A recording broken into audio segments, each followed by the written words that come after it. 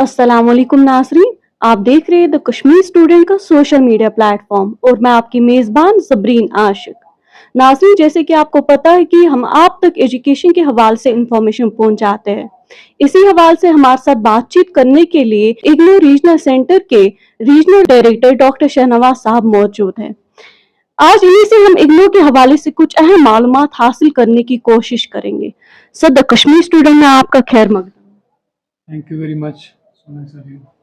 सबसे पहले जानना चाहेंगे कि तालीमी मयार को स्ट्रीमलाइन करने के लिए इग्नू रीजनल सेंटर श्रीनगर से कौन से नए इकदाम उठाए जा रहे हैं? देखिए, इग्नो की जहाँ तक बात आती है, एवरीबडी नोज कि इग्नो जो है एक इंटरनेशनल यूनिवर्सिटी है जो पूरी दुनिया में फैली हुई है, जिसके स्टडी सेंटर्स और रीजनल सेंटर्स पूरी दुनिया में फैले हुए हैं। जहाँ तक हमारी कंट्री इंडिया की बात आती है तो 56 रीजनल सेंटर्स, 56 रीजनल सेंटर्स का जो नेटवर्क है वो सभी स्टेट्स और यूनियन टेरिटरीज़ में फैला हुआ है।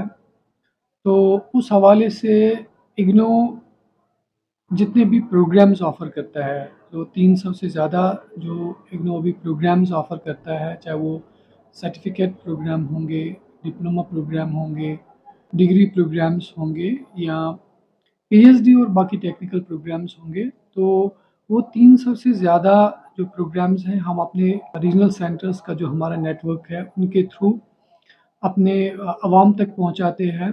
जहां तक रीजनल सेंटर श्रीनगर की बात है, तो रीजनल सेंटर श्रीनगर के अंदर अभी 46 यानी कि 46 स्टडी सेंटर्स जो है वो काम करते हैं, कश्मीर रीजन में भी और लद्दाख रीजन में भी। और हर एक प्रोग्राम जो इग्नो हेडक्वार्टर से लॉन्च होता है वो प्रोग्राम अवेलेबल है हमारे रीजनल सेंटर श्रीनगर के अंदर में भी, तो जिसमें हम इन्हीं स्टडी सेंटर्स के थ्रू बच्चों को एजुकेशन की जो सहूलियात है वो पहुंचाते हैं। चाहे ओडीएल की बात हो या ओएल की बात हो, यानी कि चाहे वो ओपन एंड डिस्टेंस लर्निंग की बात हो या ऑनलाइन लर्निंग की बात हो, तो ओडीएल का जो पूरा सेटअप है वो हम अपने स्टडी सेंटर्स के थ्रू अपने बच्चों तक पहुंचाते हैं। और ओएल ऑनलाइन लर्निंग के लिए भी जो सपोर्ट सर्विसेज है उसमें भी हम अपने स्टूडेंट्स को फैसिलिटेट करते हैं जो भी हमारे रीजन से है। तो ये स्टडी सेंटर्स के अलावा भी हमारे पास बहुत सारे जो सपोर्ट सर्विसेज है जो हम अपने बच्चों तक पहुंचाते हैं, अपने जो इग्नो लर्नर्स हैं उनको तक पहुंचाते हैं, जिसमें टेक्नोलॉजी का एक अहम रोल है, जिसमें हम कुछ टीवी चैनल्स के ज़रिए से अपनी जो एजुकेशन है वो बच्चों तक पहुंचाते हैं, जिसमें 4 टीवी चैनल जिनको हम स्वयं प्रभा चैनल्स कहते हैं, तो उनके थ्रू हम बच्चों तक एजुकेशन पहुंचाते हैं। उसके साथ साथ कुछ ज्ञानवाणी एफएम स्टेशंस है, उनके थ्रू भी हम बच्चों तक एजुकेशन पहुंचाते हैं।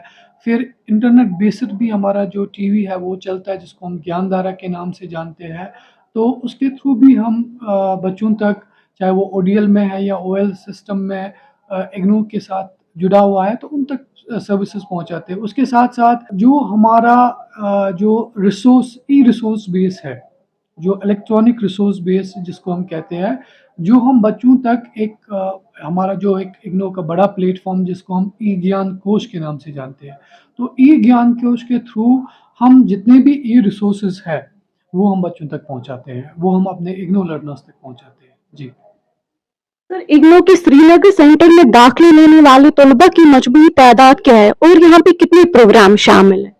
जैसे मैंने पहले ही कहा, जितने भी प्रोग्राम्स अभी इग्नो यूनिवर्सिटी यानी कि इग्नो हेडक्वार्टर ऑफर करता है थ्रू जो 21 स्कूल्स हमारे इग्नो के अंडर में हैं, उनके अंडर में अभी 300 से ज़्यादा प्रोग्राम्स हैं जो हम अभी अपने लर्नर्स तक, अपनी पॉपुलेशन तक पहुंचाते हैं। और रीजनल सेंटर श्रीनगर की जैसे बात की आपने, तो रीजनल सेंटर श्रीनगर में सभी प्रोग्राम्स एक्टिवेटेड है जो भी इग्नो अभी ऑफर करता है, यानी कि 300 से ज़्यादा जो प्रोग्राम्स अभी इग्नो ऑफर करता है वो सभी प्रोग्राम्स अभी रीजनल सेंटर श्रीनगर के अंडर ऑफर हम करते हैं।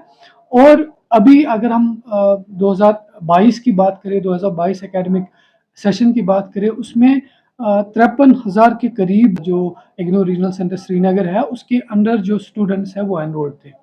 जी सर, क्या आने वाले वक्त में कुछ और प्रोग्राम शामिल किए जा सकते हैं? इग्नो का एक ऐसा सेटअप है जिसमें हम रेगुलरली जो है नए प्रोग्राम्स लॉन्च करते जाते हैं। तो मैं आपकी और अपने नाज़रीन की इन्फॉर्मेशन के लिए ये बता दूँ कि बहुत सारे नए प्रोग्राम्स हैं जो अभी रिसेंटली इग्नू ने लॉन्च किए हैं, जिसमें जर्नलिज़्म के 3 बड़े कोर्सेज़ जो है वो हमने लॉन्च किए हैं। एमबीए के 4 नए कोर्सेज़ हैं वो हमने लॉन्च किए हैं। एमसीए का जो प्रोग्राम है वो रिवाइज़ हुआ है। उसके साथ-साथ साइबर सिक्योरिटी है, एग्री बिज़नेस है, आर्ट एंड कल्चर है या एनवायरमेंटल मैनेजमेंट है, जो स्मार्ट सिटी डेवलपमेंट है, बहुत सारे ऐसे प्रोग्राम्स हैं जो अभी हमने रिसेंट पास्ट में अभी लॉन्च किए हैं और हम नए भी कुछ बहुत सारे प्रोग्राम्स हैं जिसमें मैं खासकर आपको ये बता दूं, क्योंकि अब जो नई एजुकेशन पॉलिसी है, नेशनल एजुकेशन पॉलिसी 2020 की जब हम बात करते हैं उसमें रीजनल लैंग्वेज के बारे में, रीजनल लैंग्वेज को प्रमोट करने के बारे में बात की गई है। तो उस सिलसिले में हम अब मास्टर्स प्रोग्राम भी कश्मीरी में लॉन्च करने वाले हैं। कोविड के बाद तालीमी इदारों को बहुत से चैलेंजों का सामना करना पड़ा। इग्नू श्रीनगर इससे कैसे निपट रहा है? अगर देखा जाए तो तलबा की शिकायत भी रही कि कोविड के बाद से इग्नू में ऑफलाइन क्लासेस शुरू नहीं की गई।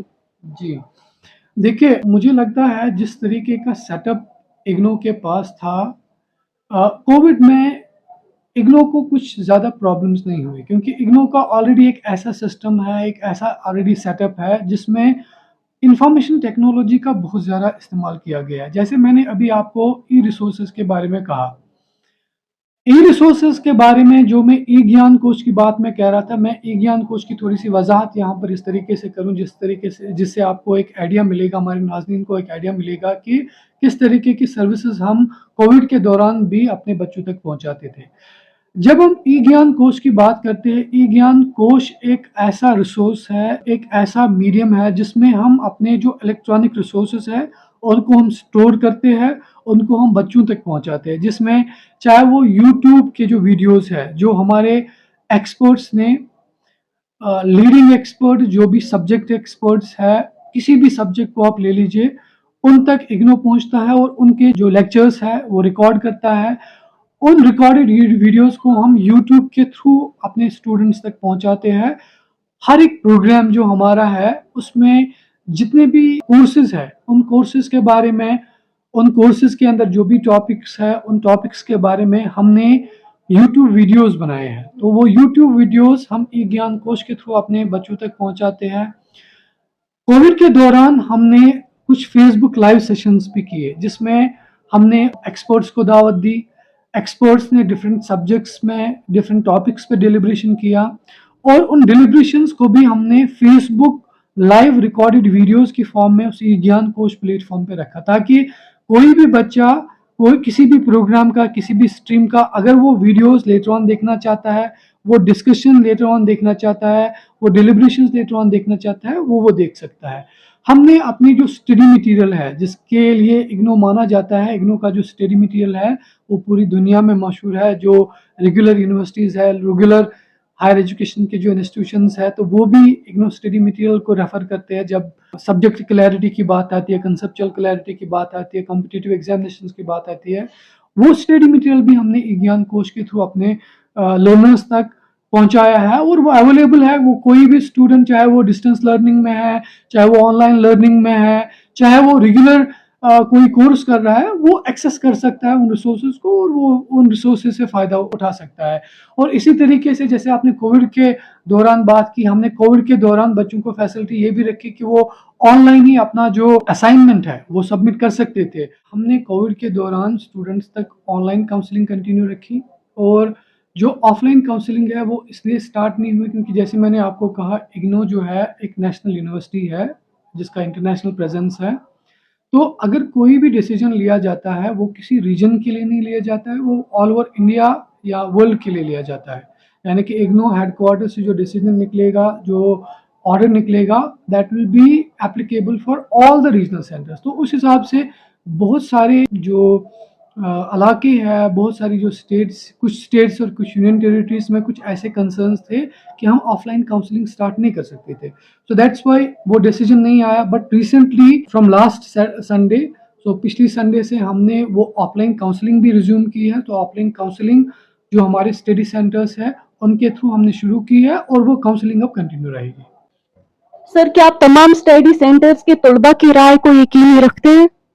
बिल्कुल, देखिए कुछ स्टूडेंट्स की जो डिमांड्स है, पहले जो हमारे स्टूडेंट्स हैं उनको समझना चाहिए कि हम ओपन एंड डिस्टेंस लर्निंग के थ्रू एजुकेशन हासिल करते हैं। हम ऑनलाइन जो लर्निंग है वो हासिल कर रहे हैं। मेरे पास कुछ ऑनलाइन स्टूडेंट्स भी आते हैं, वो कहते हैं कि हमारे क्लासेस नहीं लगते हैं। ऐसे बच्चों को समझना चाहिए कि वो ऑनलाइन प्रोग्राम्स के लिए एनरोल, तो ऑनलाइन प्रोग्राम्स के लिए ऑफलाइन काउंसलिंग नहीं हो सकती है, उनके लिए ऑनलाइन ही काउंसलिंग हो सकती है। और ऑनलाइन काउंसलिंग के लिए जो हमारे रीजनल सेंटर्स डिजिग्नेट किए गए हैं, तो वो काउंसलिंग कराते हैं। जहाँ तक ओडीएल प्रोग्राम्स है, यानी कि open and distance learning programmes है, उनके लिए हमें ऑफलाइन काउंसलिंग करनी है। वो हम खुद नहीं कर सकते थे, जब उसका नोटिफिकेशन हुआ है, जब उसके लिए नोट्स निकली है, तो हमने भी अब ऑफलाइन काउंसलिंग स्टार्ट की है। श्योरली जहाँ पर पॉसिबिलिटी है कि जो स्टूडेंट्स के जो कंसर्न्स है, स्टूडेंट्स की जो डिमांड्स है, वो हम फुलफिल कर सकते हैं और वो हम करेंगे। Surely will provide them services. लेकिन जहाँ पर कोई ऐसा डिसीजन है जो इग्नू हेडक्वार्टर को लेना है, जिसकी जो वैलिडिटी है, जहाँ जिसकी जो एप्लीकेबिलिटी है वो ऑल ओवर इंडिया है, तो वहां पर हमें इग्नू हेडक्वार्टर के डिसीजन को, इग्नू हेडक्वार्टर के नोटिफिकेशन का जो फाइनल अप्रूवल है, उसके लिए हमें वेट करना पड़ता है। जी सर, कुछ स्टूडेंट्स की शिकायत है कि असाइनमेंट वर्क और प्रोजेक्ट वर्क में गैर जरूरी ताखिर हो रहे। सर, आप इसे कैसे देखते हैं? देखिए, असाइनमेंट वर्क का जहाँ तक ताल्लुक है, असाइनमेंट वर्क जो है वो बच्चे को करना है। तो अगर कोई लर्नर जो है, अगर वो असाइनमेंट सबमिशन में डिले करता है, क्योंकि देखिए इग्नू का जो सेटअप है एक 3 टायर सेटअप है, जिसमें हम स्टडी सेंटर, रीजनल सेंटर और इग्नू हेडक्वार्टर, हमने अपनी जो रिस्पॉन्सिबिलिटीज और ड्यूटीज है वो डिस्ट्रीब्यूट करके रखी है। देखिए, जब तक स्टूडेंट अपना असाइनमेंट जो है वो स्टडी सेंटर तक नहीं पहुंचाएगा, स्टडी सेंटर वो असाइनमेंट हमें फॉरवर्ड नहीं कर सकता है। यहाँ जो स्टडी सेंटर है वो उसका जो अवार्ड है वो हमें फॉरवर्ड नहीं कर सकता है। यानी कि जब असाइनमेंट डिले होता है स्टूडेंट के लेवल पे, हालांकि हमने उसमें डेडलाइन रखी है, तो ज़्यादातर जो जो डिले है या नुकसान है उन बच्चों को होता है जो डिले उसमें करते हैं।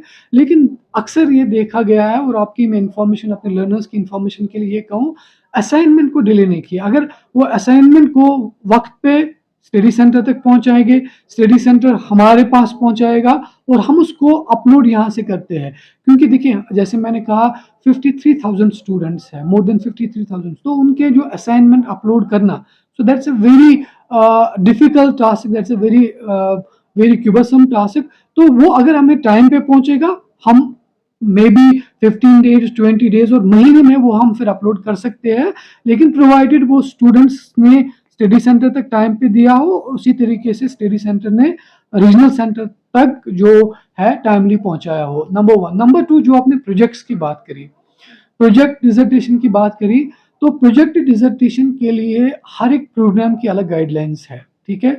अनफॉर्चुनेटली बहुत सारे लर्नर्स वो जो गाइडलाइंस है वो नहीं पढ़ते हैं, तो उसकी वजह से वो वेट करते हैं जब तक उनका एग्जाम, फाइनल एग्जाम कंप्लीट नहीं होता, तब उसके बाद वो उस पर काम करना शुरू करते हैं, उसकी वजह से वो डिले होता है। तो वो सेकेंड ईयर में ही या 4th सेमेस्टर में ही उस पर काम करना शुरू करे, तो 2-3 महीने वो काम कंप्लीट करे, तब हमारे पास लाए, हम यहाँ पर सबमिट करें। तो जितना जल्दी हो सकता है हम वो जो प्रोजेक्ट इवैल्यूएशन है या वाइवा है या उसको ऑनवर्ड सबमिट करना है हेडक्वार्टर तक, तो वो हम टाइमली कराएंगे, तो टाइमली कराते भी हैं। सर, ये जानना चाहेंगे, अगर किसी स्टूडेंट को एडमिशन कैंसिल करना होगा ड्यूरिंग कोर्स किसी न किसी वजह से, सर क्या उसका एडमिशन फीस रिफंड होगा? जैसे मैंने कहा 3 टायर सिस्टम जो है इग्नू में, मैंने कहा उसमें जो ड्यूटीज हमने जो काम है वो डिस्ट्रीब्यूट करके रखा है। जो एडमिशन का जो प्रोसीजर है वो टोटली ऑनलाइन है। वो ऑनलाइन एडमिशन होता है, बच्चा जो है ऑनलाइन फॉर्म सबमिट करता है, ऑनलाइन फी सबमिट करता है।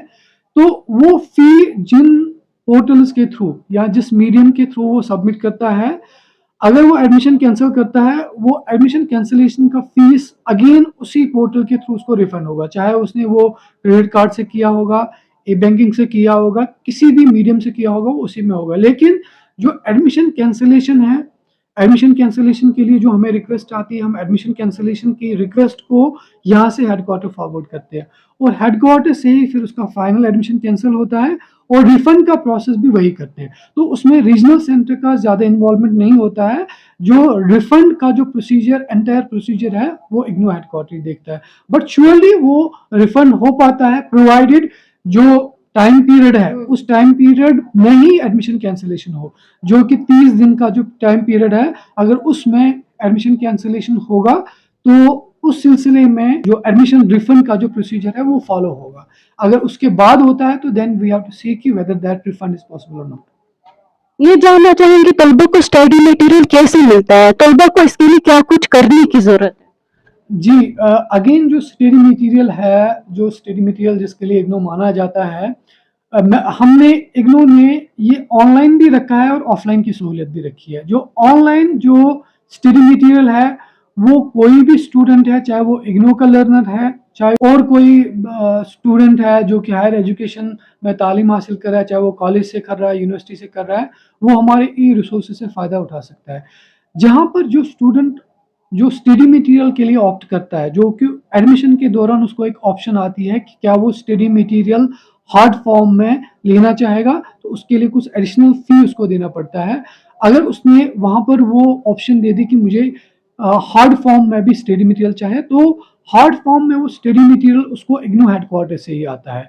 तो उसमें कुछ टाइम लगता है क्योंकि एडमिशन का जो प्रोसीजर है जब तक वो कंप्लीट नहीं होता है, फाइनल फिगर नहीं आता है कि कितने स्टूडेंट्स ने इस एडमिशन सेशन में कितने स्टूडेंट्स ने एडमिशन लिया, उसके बाद वो डेटा चला जाता है हेडक्वार्टर और फिर वहाँ से वो स्टडी मटेरियल आता है। तो उसमें मैं स्टूडेंट्स को ये कहूँगा कि उनको वो जल्दबाजी उसमें नहीं करनी चाहिए कि हमारे पास स्टडी मटेरियल नहीं पहुँचा, तो उसमें वो जो ड्यू प्रोसीजर है वो फॉलो किया जाएगा। जब तक उनके पास हार्ड कॉपी नहीं आती है तब तक वो सॉफ्ट कॉपी जो है उससे अपनी पढ़ाई शुरू कर सकते हैं। कितने टाइम के बाद हार्ड कॉपीज उनके पास पहुंच जाती है? उसमें कोई फिक्स्ड टाइम नहीं है। जैसे मैंने कहा कि जो एडमिशन का जो प्रोसीजर है जब वो कंप्लीट होता है, ठीक है, अभी हमारा एडमिशन जो 2023 जनवरी सेशन के लिए चल रहा है, तो वो अभी हमारा एडमिशन प्रोसेस कंटिन्यू है। उसमें 10 फरवरी लास्ट डेट है एडमिशन की। तो अब 10 फरवरी के बाद अगर एडमिशन का लास्ट डेट एक्सटेंड हुआ, जो वो लास्ट डेट होगा, एडमिशन कंप्लीट होगा, एडमिशन का डेटा हम यहाँ से फॉरवर्ड करेंगे इग्नू हेडक्वार्टर को, तो इग्नू हेडक्वार्टर उसके बाद वो देखेगा कि हमें कितने स्टूडेंट्स के लिए रीजनल सेंटर पे स्टडी मटेरियल भेजना है, तो उसी में थोड़ा टाइम लग जाता है। सो जो ही वो प्रोसेस कंप्लीट होता है वो हम स्टूडेंट तक पहुंचा देते हैं। नताइज जाहिर होने के बाद अगर कोई लर्नर अपने मार्क्स से मुतमईन नहीं होगा, उस सूरत में उसके लिए क्या ऑप्शन रहता है? देखिए, दो चीज़ें हैं, एक तो असाइनमेंट का इवैल्यूएशन है, दूसरा है जो टर्म एंड एग्ज़ाम होता है, ठीक है।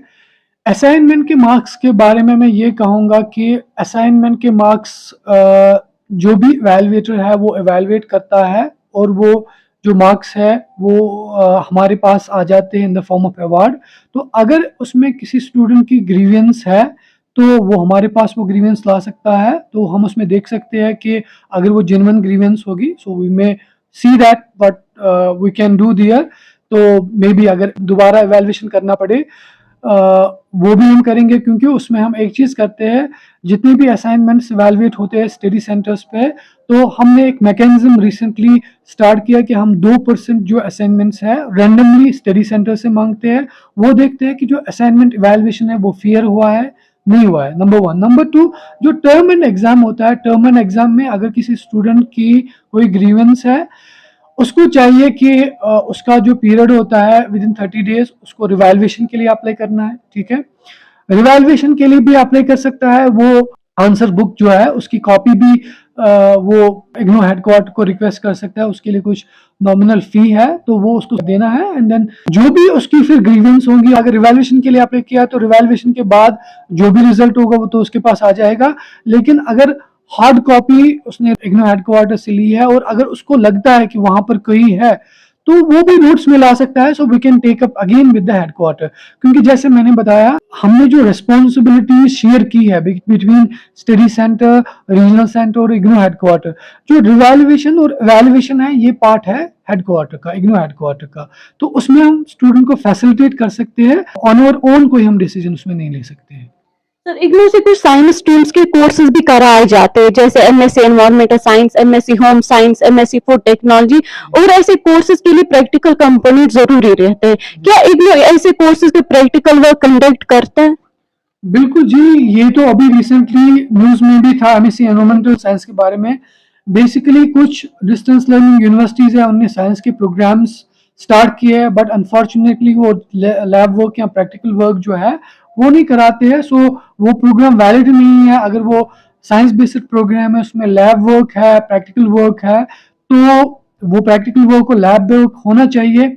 जैसे आपने एमएससी एनवायरमेंटल साइंस की बात करी, तो हमारा एमएससी एनवायरमेंटल साइंस का जो प्रोग्राम है उसमें हमने हर सेमेस्टर में एक लैब बेस्ड कोर्स रखा है, जो 4 क्रेडिट का कोर्स है। फर्स्ट सेमेस्टर में, सेकंड सेमेस्टर में, थर्ड सेमेस्टर में 4-4 क्रेडिट का एक कोर्स है, और फोर्थ सेमेस्टर में 1 क्रेडिट का एक प्रोजेक्ट डिसर्टेशन भी है। तो जब तक वो स्टूडेंट वो practical component, lab based component complete नहीं करेगा, तब तक उसकी डिग्री कंप्लीट नहीं है। और जो लैब वर्क है या प्रैक्टिकल कोर्स वर्क है, उसमें 80% अटेंडेंस होनी चाहिए। आप इग्नो रीजनल सेंटर श्रीनगर की वेबसाइट चेक कर सकते हैं। आजकल हमारा एमएससी एनवायरमेंटल साइंस के जो लैब और प्रैक्टिकल कोर्स वर्क है वो डिफरेंट स्टडी सेंटर्स पे चल रहा है, जिसके लिए हमने इग्नो रीजनल सेंटर की जो वेबसाइट है उसमें वो सभी शेड्यूल्स रखे हैं, जहां जहां पर भी हमारा प्रैक्टिकल चल रहा है, और वो मैंडेटरी है एक लर्नर के लिए। जी सर ये जानना चाहेंगे कि देखा गया है कि इग्नू से पीएचडी के लिए कोर्स वर्क दिल्ली में किया जाता है, यहाँ क्यों नहीं? इसकी वजह क्या है? क्या हम उम्मीद रख सकते हैं कि आने वाले वक्त में इसकी कोर्स वर्क कश्मीर के स्टडी सेंटर्स में कराए जा सकते हैं? जहां तक पीएचडी का सवाल है, देखिए रीजनल सेंटर्स को डिजिग्नेट नहीं किया है गया पीएचडी प्रोग्राम्स के लिए। पीएचडी प्रोग्राम जितने भी हैं वो कंसर्न स्कूल्स के अंदर होते हैं। जैसे मैंने बताया, इग्नो के 21 यानी कि 21 स्कूल्स हैं। जो भी पीएचडी के प्रोग्राम्स है वो स्कूल्स के अंडर में ही, वहाँ की जो फैकल्टी है उनके अंडर में ही वो पीएचडी के प्रोग्राम चलाए जाते हैं। तो जो भी पीएचडी का प्रोग्राम है किसी भी फील्ड का है, चाहे वो कॉमर्स है, मैनेजमेंट है, टूरिज्म है, तो वो एक बच्चे को उसी स्कूल के अंडर करना पड़ेगा जिस स्कूल ने वो प्रोग्राम फ्लोट किया है। हालांकि उसमें जो हम नेशनल एक टेस्ट करते हैं, जो रिसेंटली अभी हमने किया है जनवरी के महीने में, तो उसमें एंट्रेंस ऑल इंडिया लेवल पे होता है। लेकिन जो पीएचडी का जो कोर्स वर्क है और पीएचडी का जो बाकी जो भी उसमें सब्जेक्ट रिलेटेड जो भी एक्टिविटीज होंगी, तो वो कंसर्न स्कूल से ही, इग्नो हेडक्वार्टर से ही होगी।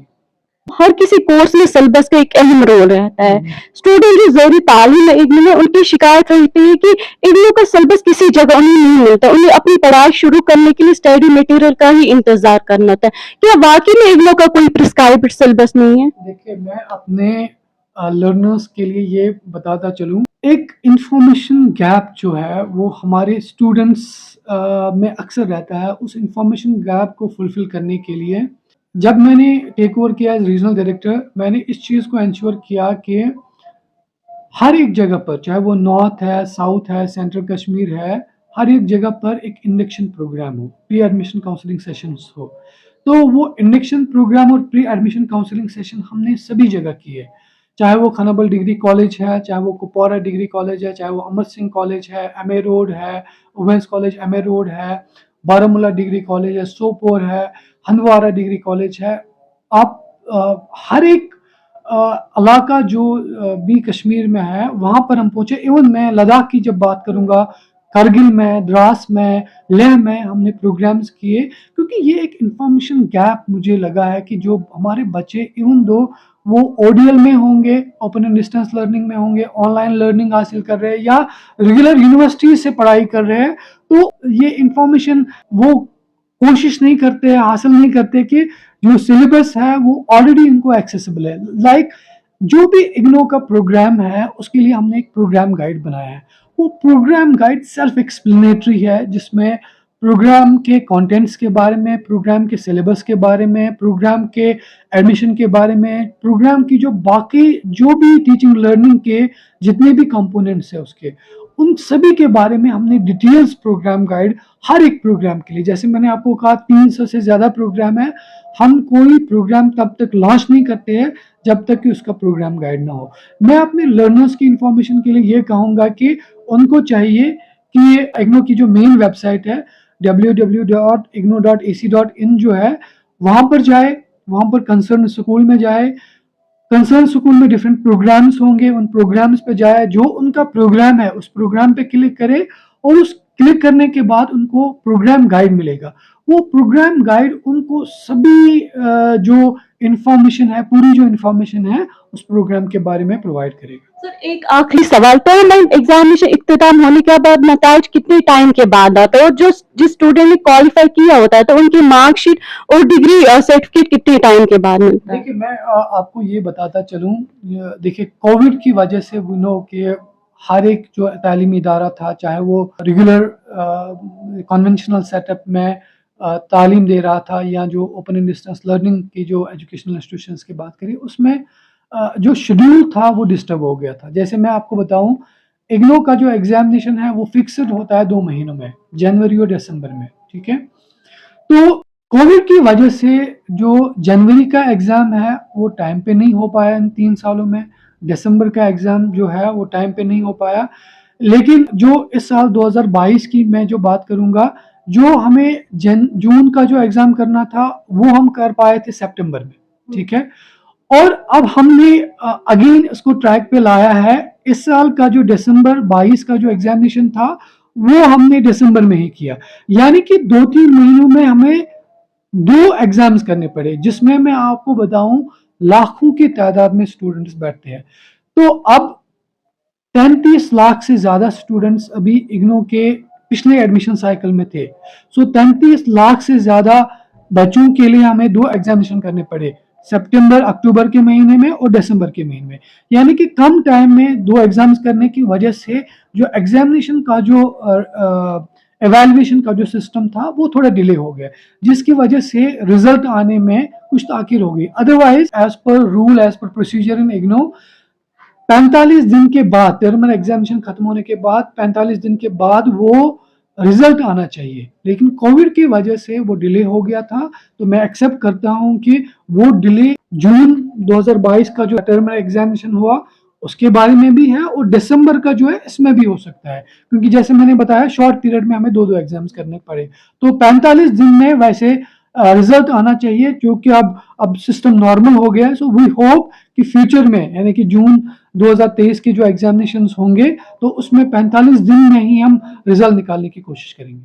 तो नाजरीन, ये थे इग्नो रीजनल सेंटर श्रीनगर के रीजनल डायरेक्टर डॉक्टर शहनवाज साहब। ये हमारी खुशकिस्मती है कि उन्होंने कीमती लम्हात में से कुछ वक्त हमारे साथ बातचीत करने में निकाला। सर, द कश्मीर स्टूडियो में बात करने के लिए आपका बहुत बहुत शुक्रिया। Thank you very much, so nice. तो नाजरीन, दीजिए मुझे इजाजत, अल्लाह हाफिज।